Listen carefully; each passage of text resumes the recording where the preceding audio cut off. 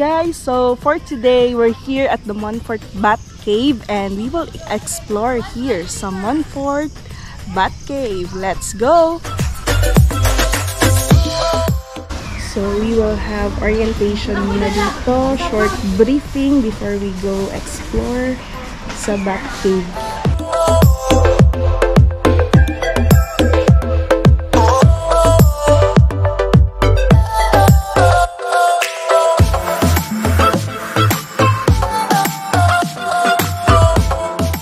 So this is cave number 1. Bawal pumasok sa loob.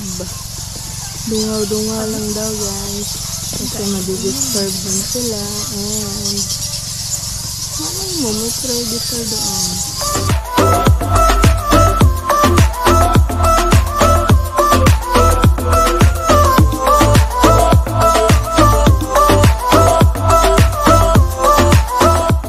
So this is the second cave for the bats.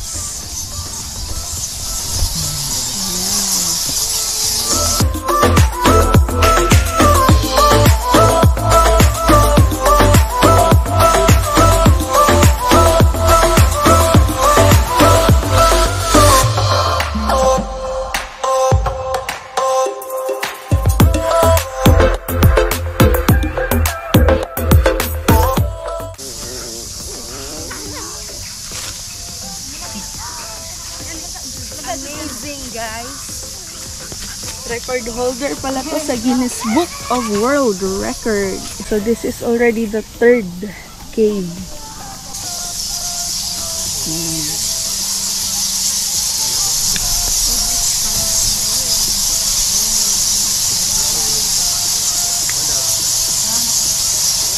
Ayan, may monitor lizard sa baba. If you can see guys. Predator nila. Ayan. Okay, this is already the fourth cave. Mga male daw dito. So, male ward yung tawag nila. Ayan. Mostly are male ang naka-ano dito.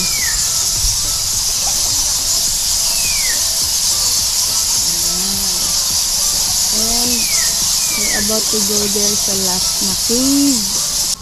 Baho.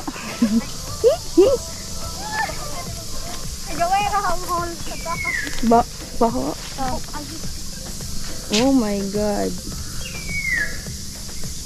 Dito daw yung mga di na masyadong active na mga seniors na nga daw eh. Yung dito na cave pinaka-last.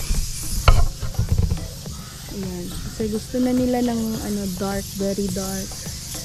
They are old na. So that's it for our Montfort Bat Cave experience guys. You have to also try it here kasi nga very rare na lang ang mga ganitong places nowadays and you can still see mga bats or yung natural habitat nila. Ayan. So yun nga, merong 5 caves dito na iba-iba yung mga bats according to their activities nga raw. So, kumusta ang experience guys? Sa Montfort Bat Cave, kumusta ang experience? Very engaging. Very rare. How was the experience so far? Enjoy! Enjoy. Parang nag-field trip lang. 4/5 stars. Oh, let's go! Medyo baho siya guys. Pero try lang para makakita pod mo og bats. Pero amazing siya. Amazing experience. Pauwi na po tayo. Ayan, so for 120 pesos na environmental fee, entrance fee nila, okay lang naman din for the experience. Yan. Guinness Book of World Record din kasi.